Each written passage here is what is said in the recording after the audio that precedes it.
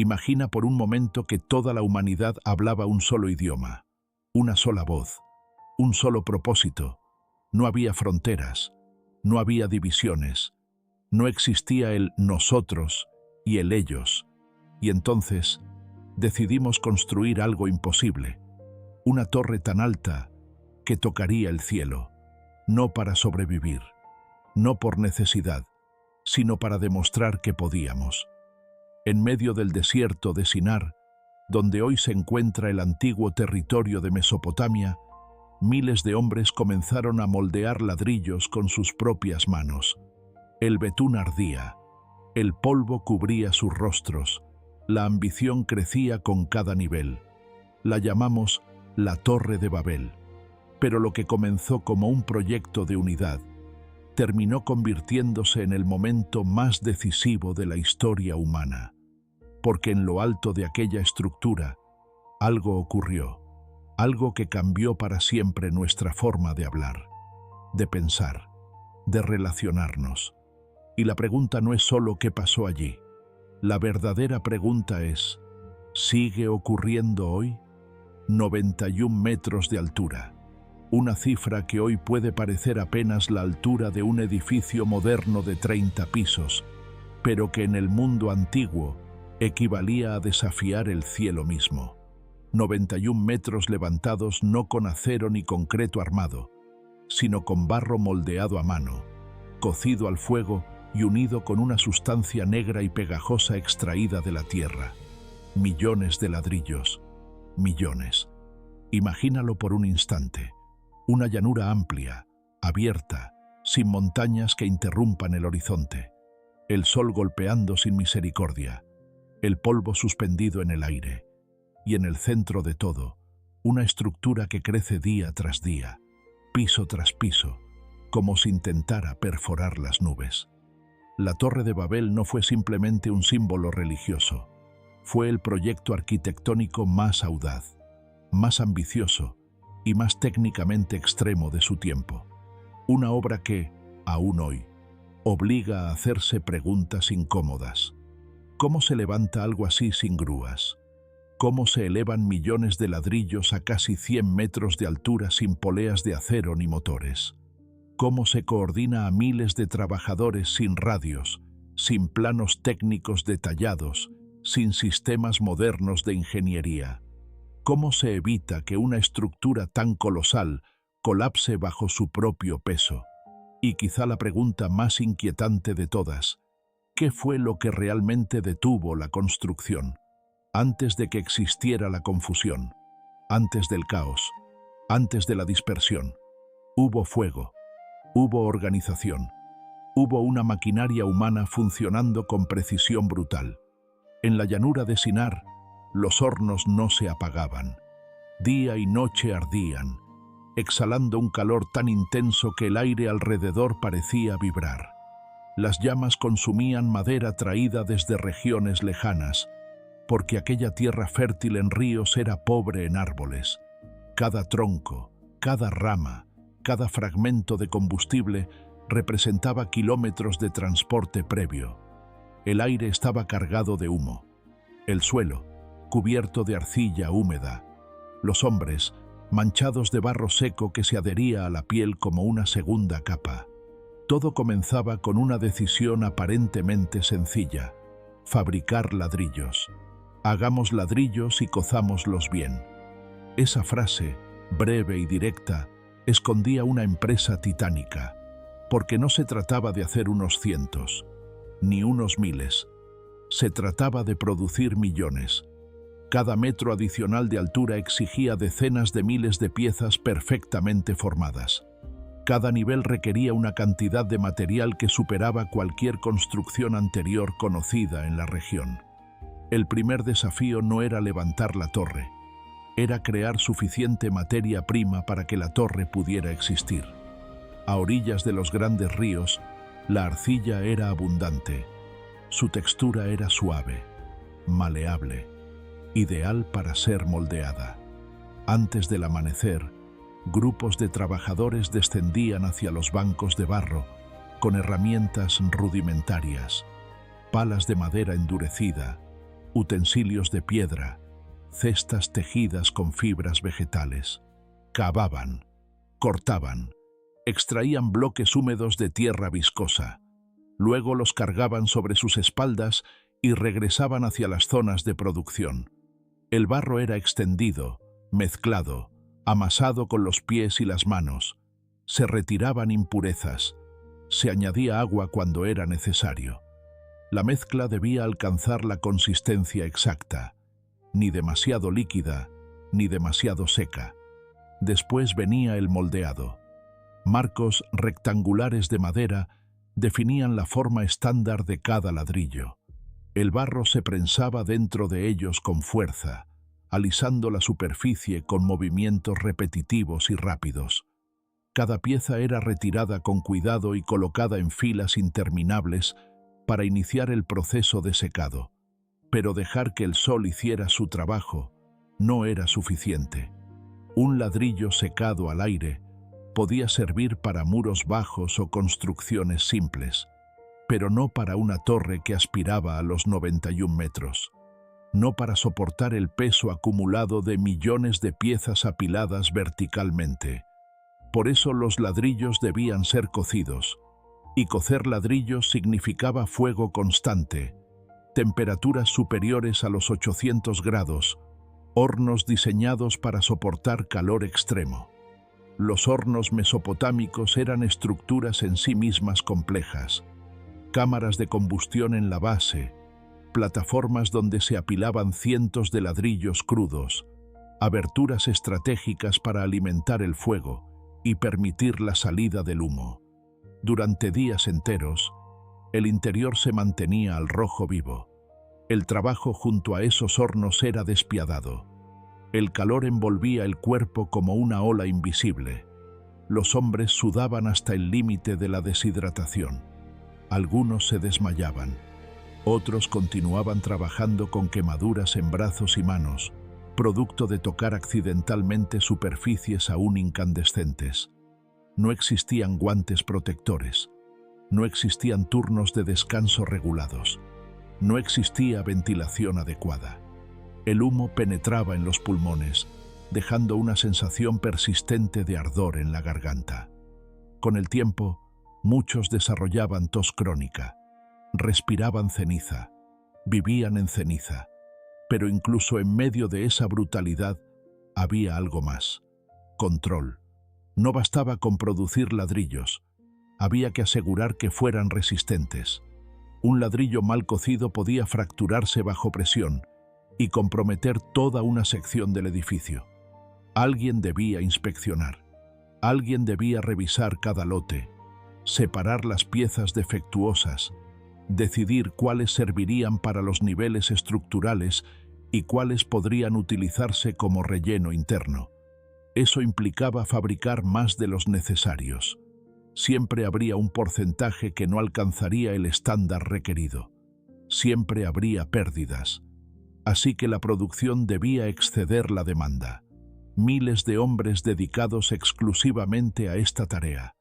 Miles de manos moldeando, cargando, apilando, alimentando hornos, vigilando el fuego. Una cadena de trabajo que no podía detenerse, porque la torre no esperaba. Mientras los ladrillos se acumulaban en el suelo en montañas rojizas, el verdadero desafío se aproximaba silenciosamente. Fabricarlos era apenas la primera batalla. El siguiente paso sería mucho más peligroso: transportarlos hacia el cielo. Y en ese momento, la construcción dejaría de ser solo una hazaña de producción masiva. Se convertiría en una prueba extrema de resistencia humana. Los ladrillos estaban listos. Millones de piezas endurecidas por el fuego descansaban en enormes pilas al pie de la estructura. Desde el suelo, la torre ya proyectaba una sombra larga sobre la llanura. Había crecido rápido, más rápido de lo que muchos pensaban posible. Pero lo más difícil apenas comenzaba, porque fabricar el material era una cosa. Elevarlo 91 metros sin maquinaria era otra completamente distinta. No existían grúas, no había poleas de acero, no había sistemas hidráulicos. No había ruedas eficientes diseñadas para transportar peso cuesta arriba. Solo hombres, hombres y rampas. La solución no estaba en levantar los ladrillos verticalmente de una sola vez. Estaba en crear un camino que permitiera subirlos gradualmente. Las grandes torres escalonadas de Mesopotamia ya habían utilizado sistemas similares, accesos inclinados que rodeaban la estructura, permitiendo llegar a niveles superiores. La Torre de Babel probablemente adoptó una estrategia parecida, una rampa que serpenteaba alrededor del edificio mientras éste crecía, no demasiado empinada, porque nadie podría subir cargando peso excesivo, no demasiado suave, porque eso alargaría innecesariamente el trayecto y consumiría recursos adicionales. El equilibrio debía ser preciso. La rampa no era una estructura fija, era un organismo que crecía junto con la torre. Cada nuevo nivel exigía extenderla, reforzarla, elevarla. Tierra compactada, ladrillos laterales de contención, vigas de madera para estabilizar tramos críticos. Equipos completos trabajaban exclusivamente en mantener ese camino funcional, porque si la rampa fallaba, todo se detenía. Ahora imagina la escena, un flujo constante de hombres ascendiendo en una dirección y descendiendo en la otra. Cada trabajador con un cesto a la espalda, cargado con 10, tal vez 15 ladrillos. Si cada ladrillo pesaba entre 5 y 7 kilos, cada carga podía superar fácilmente los 70 u 80 kilos, bajo el sol de Mesopotamia, con temperaturas que superaban los 40 grados, con el polvo levantándose en cada paso. Subir 50 metros ya era agotador. Subir 80 era brutal. Subir 90 era una prueba límite. Si valoras este tipo de contenido, te invito a suscribirte. Así apoyas el crecimiento de este proyecto y nos permites seguir explorando historias que inspiran, enseñan y nos acercan a lo esencial. El trayecto podía tomar más de 1 hora dependiendo de la altura alcanzada en ese momento. 1 hora para subir, luego bajar vacío y repetir el ciclo, una y otra vez, durante toda la jornada. Las espaldas se arqueaban con el tiempo, las rodillas se inflamaban, las plantas de los pies se endurecían hasta volverse casi insensibles. Algunos hombres desarrollaban cojera permanente. Otros simplemente no podían continuar y eran reemplazados. Pero el cansancio no era lo más peligroso. Lo verdaderamente letal era el riesgo constante. La rampa no tenía barandillas. No había protecciones laterales. Solo un borde, tierra compactada y un vacío creciente conforme la torre se elevaba. Un tropiezo podía desencadenar un desastre. Un ladrillo que se desliza.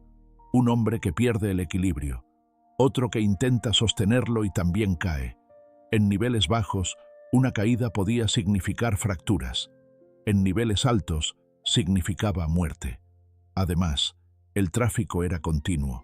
Los que subían cargados compartían espacio con los que bajaban. Si alguien se detenía repentinamente, podía provocar una colisión en cadena.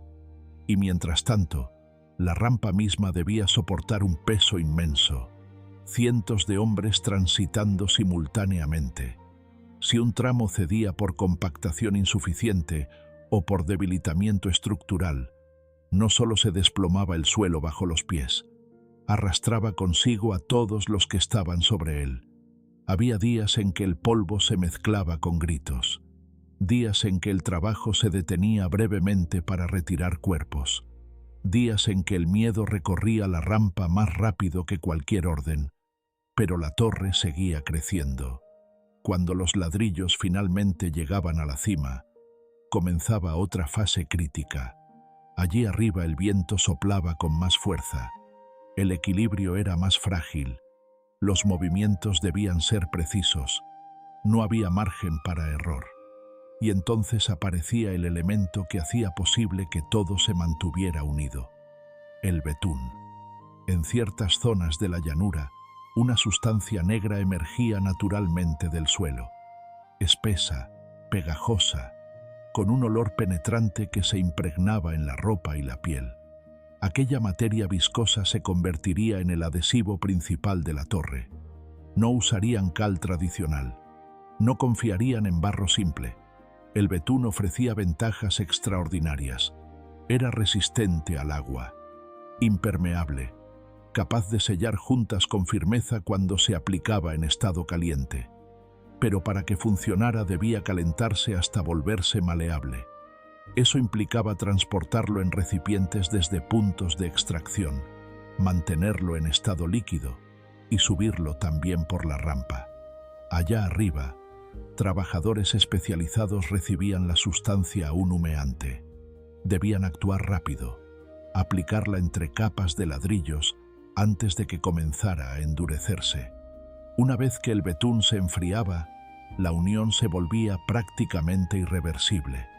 Si un ladrillo quedaba mal alineado, no había corrección posible.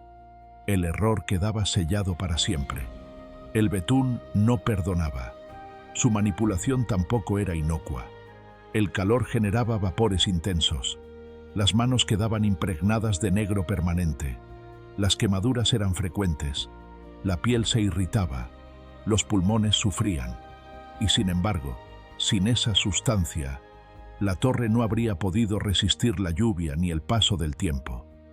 Mientras la estructura ascendía, el desafío ya no era solo transportar y pegar, era mantener el equilibrio, porque cada nuevo metro añadía peso sobre los niveles inferiores. Cada ladrillo extra aumentaba la presión sobre la base, y en silencio, las fuerzas invisibles comenzaban a manifestarse. Pequeñas grietas aparecían en algunos muros superiores, líneas delgadas, casi imperceptibles al principio. No estaban allí al amanecer, pero al atardecer podían distinguirse. Los supervisores las examinaban con preocupación, medían su apertura con los dedos, observaban si crecían. ¿Era asentamiento natural o señal de un problema mayor? El viento golpeaba con fuerza creciente en niveles altos. Las variaciones térmicas hacían que los materiales se expandieran durante el día y se contrajeran por la noche. Cada ciclo ejercía tensión adicional sobre la estructura. La base debía ser más ancha que la cima. Los ladrillos inferiores debían ser los mejores. El betún en niveles críticos debía ser de calidad superior. Todo era cálculo empírico. Experiencia acumulada, ensayo y corrección constante. Pero nadie podía ignorar una verdad incómoda. Cuanto más alta se volvía la torre, más vulnerable se hacía. Cada metro era una apuesta contra el colapso. Y aún así, el proyecto continuaba. Porque hasta ese momento, había algo que mantenía funcionando aquella maquinaria humana con precisión casi perfecta. Un elemento invisible, pero absolutamente esencial: la comunicación. Y pronto, ese elemento se convertiría en el punto más frágil de toda la obra. Levantar una torre de 91 metros con millones de ladrillos era una hazaña física, pero mantener sincronizados a miles de hombres distribuidos verticalmente por esa estructura era una hazaña aún más compleja. Desde la base hasta la cima, la obra era un organismo en movimiento constante. En los niveles inferiores, cargadores seguían ascendiendo con cestos repletos. En los niveles intermedios, equipos reforzaban muros, ajustaban alineaciones, extendían la rampa. En la parte superior, albañiles colocaban ladrillos con precisión milimétrica, mientras aplicadores de betún trabajaban contra el tiempo antes de que la sustancia se enfriara. Cada grupo dependía del otro. Si los cargadores se retrasaban, la cima quedaba sin material. Si el betún no llegaba caliente, el ritmo se interrumpía. Si la rampa no era reforzada a tiempo, el flujo entero se detenía. La coordinación no podía fallar. Las civilizaciones mesopotámicas no eran ajenas a obras masivas. Durante siglos habían construido canales de irrigación, murallas, templos y plataformas elevadas. Sabían organizar mano de obra, sabían dividir tareas, sabían establecer jerarquías. Existía una cadena de mando. Grupos pequeños respondían a un supervisor directo. Varios supervisores respondían a un coordinador superior. Y así, escalón tras escalón, hasta llegar a quienes dirigían el proyecto completo. Las órdenes descendían, los reportes ascendían, pero la torre introducía un factor nuevo: la verticalidad extrema. En una construcción horizontal, el supervisor podía recorrer el terreno, ver con sus propios ojos el avance, corregir en persona. En Babel, a 90 metros del suelo, quien trabajaba en la cima no podía ver la base, no podía oírla, no podía descender cada vez que surgía una duda. La voz humana tenía límites. El viento en las alturas arrastraba las palabras antes de que alcanzaran su destino. El ruido constante de martillazos, pasos, gritos y fricción ahogaba instrucciones que debían ser claras. Entonces, surgieron soluciones. La comunicación visual fue una de ellas. Desde ciertos puntos estratégicos, hombres designados agitaban telas de colores específicos. Cada patrón indicaba algo distinto: necesidad urgente de ladrillos, solicitud de betún, pausa temporal, advertencia de riesgo. Las señales debían ser simples, fáciles de reconocer, memorizadas por todos. En paralelo, los sonidos graves ayudaban a atravesar la distancia: tambores, cuernos, instrumentos de percusión cuyo eco descendía por la estructura. Cada secuencia de golpes significaba una orden concreta. 3 toques largos podían indicar reanudación, 2 golpes cortos y 1 largo, alerta. Una serie continua, evacuación de un sector. Los trabajadores aprendían a interpretar esos códigos casi instintivamente. El sistema no era perfecto. Había momentos de confusión, había errores de interpretación, pero la mayor parte del tiempo funcionaba. Funcionaba porque todos compartían una lengua, una forma común de entender instrucciones, un mismo vocabulario técnico. Cuando un supervisor gritaba «alinear», todos sabían exactamente qué significaba. Cuando alguien advertía «reforzar», no había duda sobre la acción requerida. Esa uniformidad lingüística era el pegamento invisible que mantenía cohesionada la obra. Sin ella, el sistema entero se volvía frágil. Mientras tanto, la torre seguía creciendo. Las grietas aparecían y eran vigiladas. Los vientos aumentaban con la altura. Las noches frías contraían los materiales que el sol abrasador había expandido durante el día. La estructura vivía tensiones constantes. En los niveles más altos, algunos hombres comenzaban a sentir un temor primitivo. Miraban hacia abajo y el suelo parecía lejano, casi irreal. El viento golpeaba con fuerza inesperada. Las manos sudaban al sostener herramientas.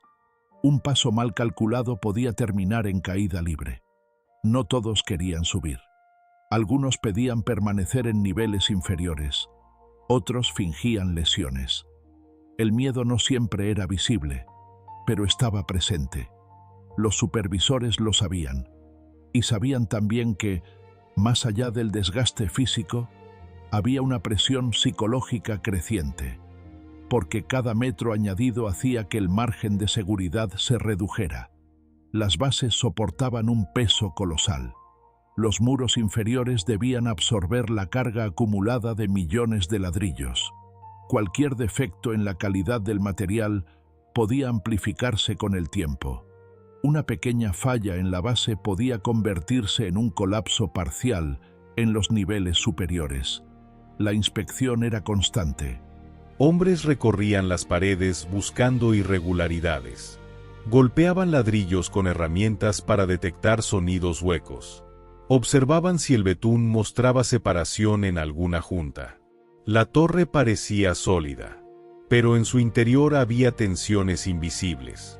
Cada jornada concluía con alivio cuando el sol descendía y el trabajo se detenía. Era una pausa temporal, pero necesaria. La noche traía silencio, y con él una sensación frágil de estabilidad. Sin embargo, todos sabían que estaban empujando los límites. Estaban intentando alcanzar una altura que pocas estructuras humanas habían intentado antes. Y mientras el desafío físico y organizativo parecía bajo control, algo mucho más profundo comenzaba a gestarse. No era una grieta visible. No era una falla estructural.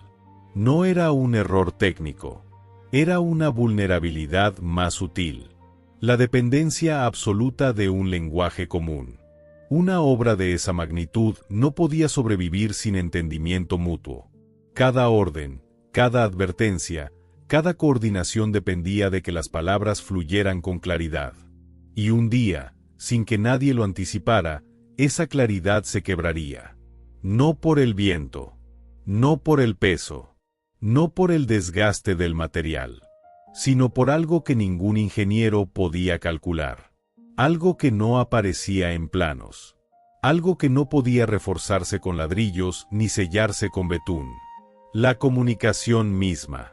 Y cuando esa pieza invisible se rompiera, la torre descubriría que su mayor debilidad no estaba en sus muros.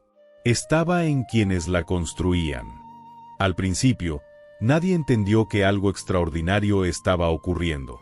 En un sitio de construcción donde miles de voces se cruzaban constantemente, la confusión ocasional era parte del paisaje cotidiano. Un trabajador que no escuchaba bien una instrucción. Un supervisor que debía repetir una orden por encima del ruido del viento. Un malentendido menor que se resolvía en segundos. Pero aquella mañana fue diferente. Un capataz en un nivel intermedio dio una orden sencilla, algo que había dicho cientos de veces antes. Sus hombres lo miraron con desconcierto. No con desobediencia. No con cansancio. Con incomprensión. Repitió la instrucción, más fuerte. Cambió el tono. Señaló con la mano el área donde debían trabajar. Los rostros seguían vacíos. Uno de los trabajadores respondió, intentando explicar algo. Pero las palabras que salieron de su boca no eran reconocibles. Sonaban familiares en ritmo, humanas en cadencia, pero incomprensibles. El capataz frunció el ceño. Intentó nuevamente. Nada. En otro nivel, algo similar comenzaba a suceder.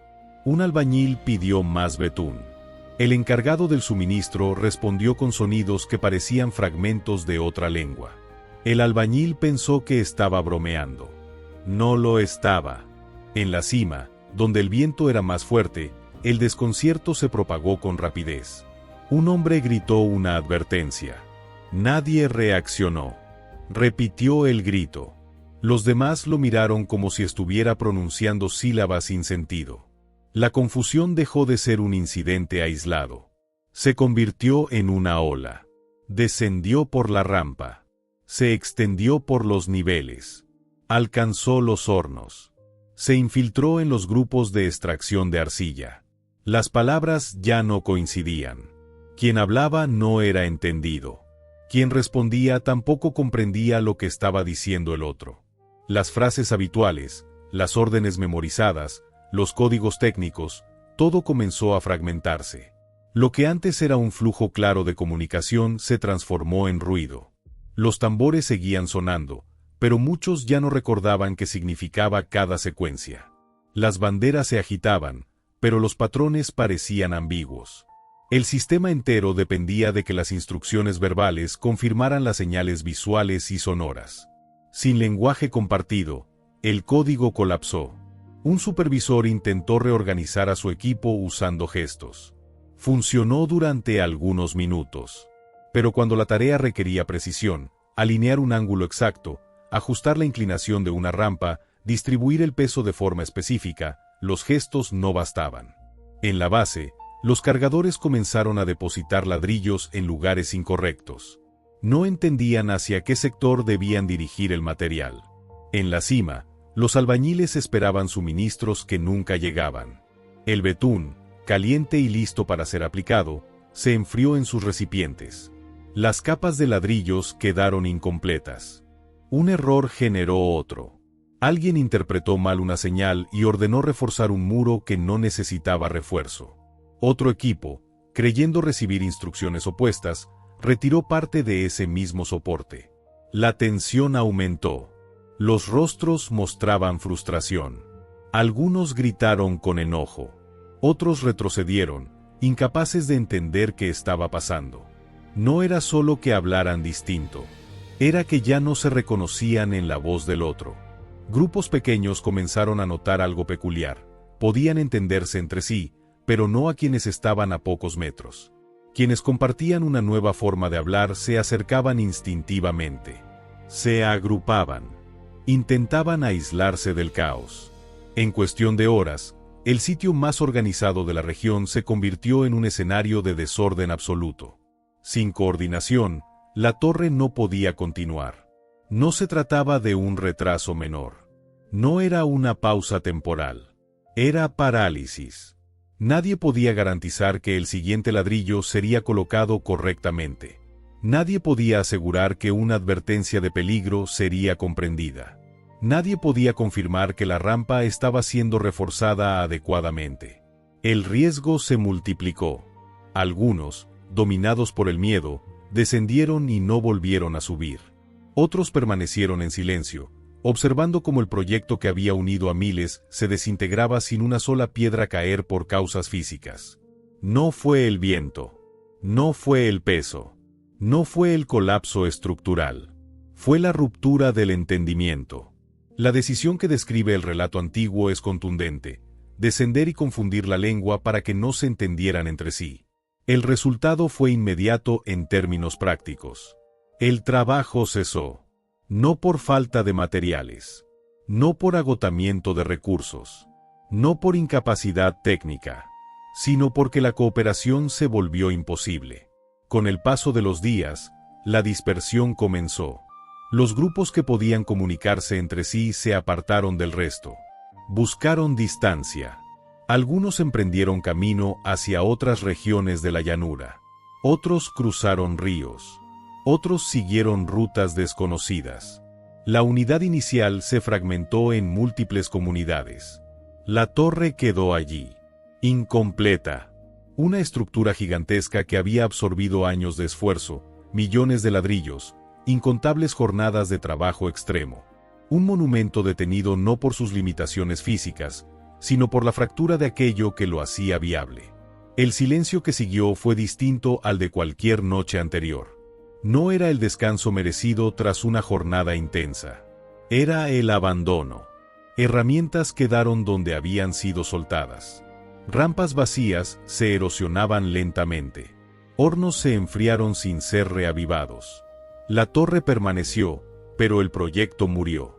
Y con él, la ilusión de que la ambición humana podía elevarse indefinidamente sin enfrentar límites que no siempre son materiales.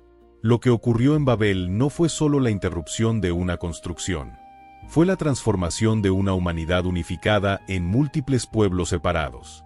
Un cambio que no se midió en metros de altura, sino en distancias culturales, lingüísticas y geográficas. La torre nunca alcanzó el cielo, pero dejó una marca que trascendió su propia estructura.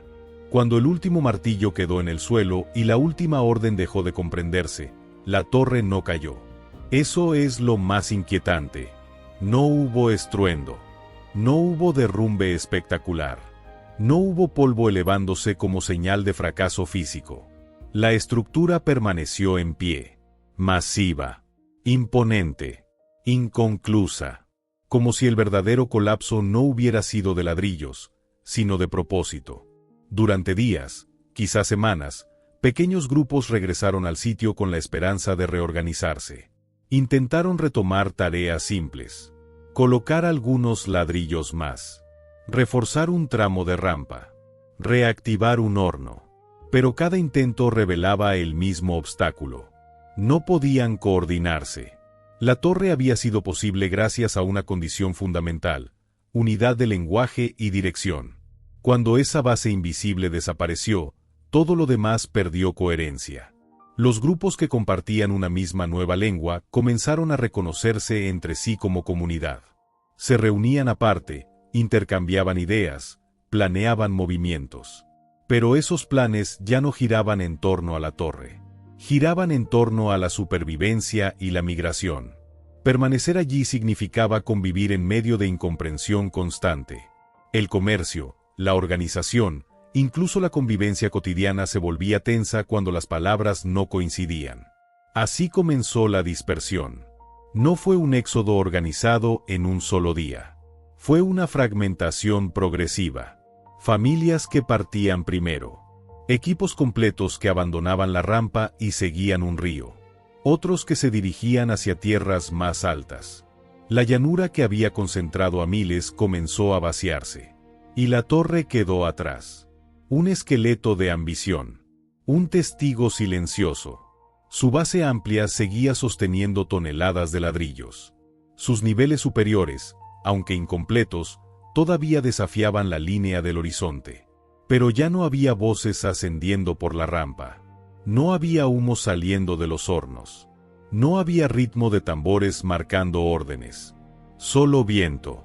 El mismo viento que antes había sido un enemigo técnico ahora recorría libremente las plataformas vacías. La obra que pretendía consolidar unidad terminó marcando división. Ese contraste es central. El proyecto no era simplemente arquitectónico. Era simbólico. Representaba una humanidad que, consciente de su capacidad colectiva, decidió concentrar su energía en una construcción que desafiaba límites naturales. Edifiquemos una ciudad y una torre cuya cúspide llegue al cielo.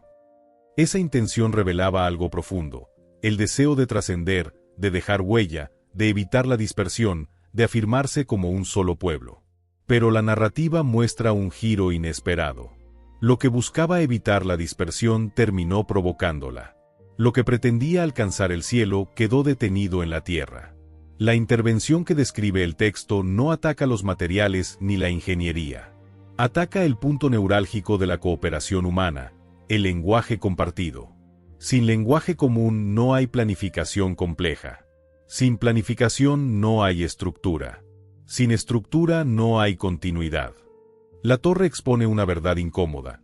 El mayor poder de la humanidad no está solo en su fuerza física ni en su ingenio técnico, sino en su capacidad de comunicarse y coordinarse. Y al mismo tiempo revela su vulnerabilidad. La historia no describe castigo en forma de destrucción visible. Describe límite. Un límite impuesto no por falta de recursos, sino por la ruptura del entendimiento. La torre quedó incompleta, pero no desapareció de la memoria. Su nombre se convirtió en símbolo. Babel. Un lugar donde la lengua fue confundida. Un punto de origen para múltiples pueblos. Un recordatorio de que la unidad puede generar logros extraordinarios, pero también de que la ambición colectiva tiene fronteras que no siempre son evidentes. Con el paso del tiempo, la estructura abandonada habría sufrido erosión. Lluvias ocasionales debilitarían el betún. El viento desgastaría los bordes. Algunas secciones podrían colapsar gradualmente. Pero incluso si la torre física terminó por desmoronarse siglos después, su relato permaneció. No como manual de ingeniería, sino como reflexión sobre el alcance y el límite del poder humano. La llanura de Sinar ya no volvería a concentrar a aquella multitud original. Las nuevas lenguas darían origen a culturas distintas, tradiciones propias, historias independientes. La diversidad que emergió de la confusión transformó el mapa humano.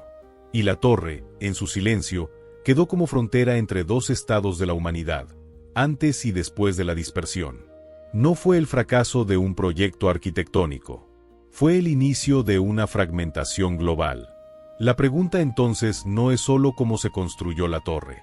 La pregunta es qué revela sobre nosotros, sobre nuestra capacidad de unirnos, sobre nuestro impulso de alcanzar más, sobre el punto en que el deseo de grandeza roza el límite. La torre nunca tocó el cielo, pero alcanzó algo más profundo. Expuso la tensión entre ambición y dependencia, entre cooperación y fragilidad, entre unidad y diversidad. Y en ese contraste se encuentra su legado más duradero. Cuando los últimos grupos abandonaron la llanura, la torre no desapareció de inmediato en la arena ni en el olvido. Durante un tiempo indeterminado, siguió siendo visible desde kilómetros de distancia. Un perfil escalonado que interrumpía la horizontalidad del paisaje. Un recordatorio permanente de lo que había sido posible y de lo que se había detenido. Viajeros que cruzaban la región podían verla a lo lejos y preguntarse quién la había levantado. Pastores que guiaban rebaños por las cercanías quizá evitaban acercarse demasiado a sus rampas erosionadas. El viento recorría los pasillos vacíos donde antes resonaban miles de pasos coordinados. La torre se convirtió en un símbolo físico de una interrupción invisible. Porque lo que había colapsado no era la mampostería. Había sido la convergencia humana. El proyecto de Babel reveló algo que trasciende la arqueología y la ingeniería. Cuando las personas comparten propósito y lenguaje, su capacidad de transformación es inmensa. Pueden domesticar ríos, levantar ciudades, alterar paisajes. Pero también mostró que esa misma capacidad depende de algo extremadamente delicado: la comprensión mutua. Sin ella, la fuerza colectiva se fragmenta en esfuerzos aislados. La energía se dispersa. El impulso se diluye. Desde una perspectiva técnica, la torre fue un logro extraordinario incluso en su estado incompleto. Haber alcanzado una altura cercana a los 90 metros con tecnología antigua implicaba conocimiento empírico de cargas, estabilidad, distribución de peso, selección de materiales. Sabían que la base debía ser amplia. Sabían que los niveles inferiores soportarían mayor presión. Sabían que el betún ofrecía resistencia frente al agua. Sabían que la rampa debía mantener una inclinación sostenible. No eran improvisadores ingenuos. Eran constructores organizados. Y, sin embargo, toda esa pericia quedó neutralizada cuando la estructura social se desintegró. Eso transforma la lectura del relato. La torre no fue interrumpida por incompetencia. No fue arrasada por desastre natural. No se quedó sin recursos. Fue detenida porque la cohesión que la sostenía dejó de existir. La dispersión posterior no solo redistribuyó personas en el espacio geográfico. Redistribuyó historias, cosmovisiones, formas de nombrar el mundo. Cada grupo que partió llevó consigo fragmentos de experiencia común, pero los reinterpretó desde su nueva lengua. Con el tiempo, esas diferencias se consolidaron en culturas diversas. La unidad inicial dio paso a pluralidad. Desde ese ángulo, la torre marca una transición decisiva. Antes, una humanidad concentrada en un mismo proyecto. Después, múltiples pueblos con trayectorias distintas. Y la estructura inacabada quedó como frontera entre ambos momentos. También plantea una reflexión más profunda sobre la ambición. Construir hacia arriba siempre ha sido un gesto simbólico. Elevarse implica trascender, dominar, acercarse a lo que está más allá del alcance cotidiano. La torre aspiraba a tocar el cielo. Esa intención no era solo arquitectónica, era existencial. Pero la narrativa sugiere que el límite no estaba en la altura física alcanzable, sino en la relación entre la humanidad y aquello que pretendía desafiar. El punto de quiebre no fue estructural. Fue moral y espiritual en su interpretación tradicional. Sin embargo, incluso si se lee desde una perspectiva histórica o antropológica, el relato sigue siendo poderoso. Explica el origen de la diversidad lingüística como resultado de una fractura en la unidad humana. La torre entonces funciona como mito fundacional. Un relato que articula por qué el mundo no habla una sola lengua.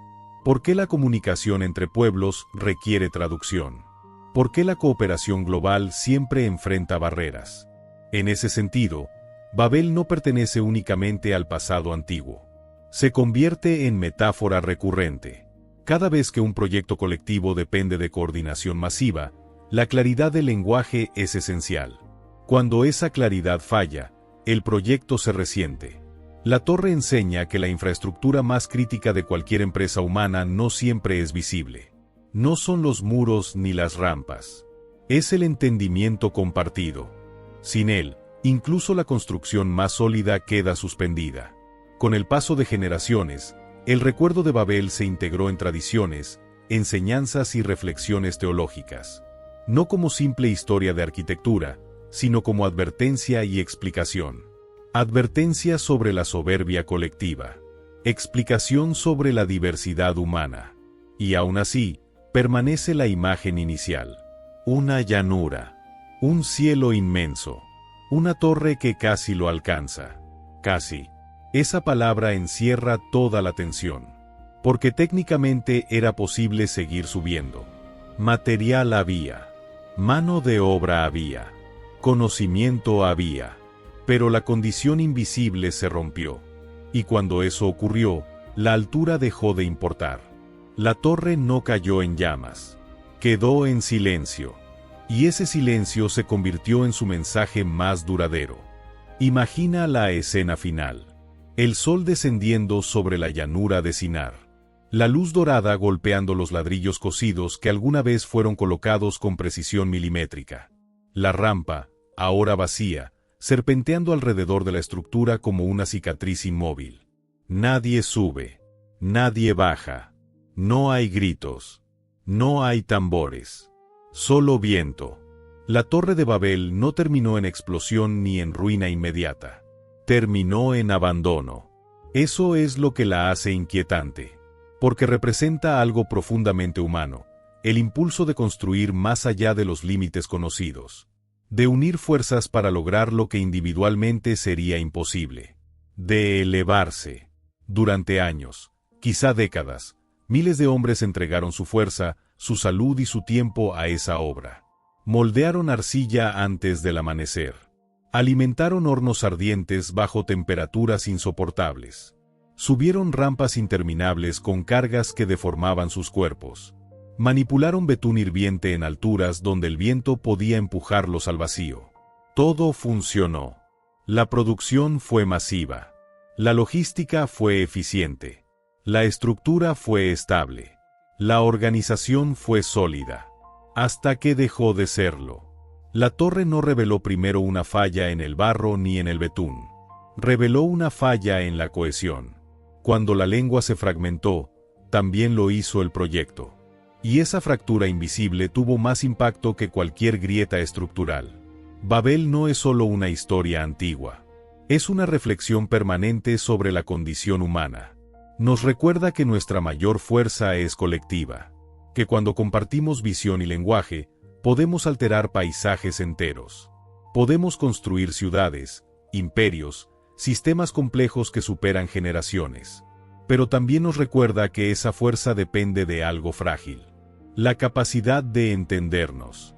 La torre aspiraba a tocar el cielo, pero su lección se quedó en la tierra. No fue el peso acumulado de millones de ladrillos lo que la detuvo. No fue el viento que golpeaba sus muros. No fue el desgaste del sol ni la expansión térmica. Fue la interrupción del entendimiento. Desde entonces, la humanidad ha seguido construyendo. Ha levantado templos, murallas, catedrales, rascacielos. Ha dominado nuevas técnicas, nuevos materiales, nuevas alturas. Pero cada gran proyecto, en el fondo, sigue dependiendo de la misma condición básica: coordinación, comunicación, acuerdo. Babel permanece como advertencia y como espejo. Advertencia sobre la ambición sin límite. Espejo de nuestra capacidad extraordinaria cuando estamos unidos. La torre quedó inacabada. No alcanzó su propósito inicial. Sin embargo, alcanzó algo distinto. Se convirtió en símbolo eterno de la tensión entre unidad y diversidad, entre aspiración y límite, entre poder humano y frontera impuesta.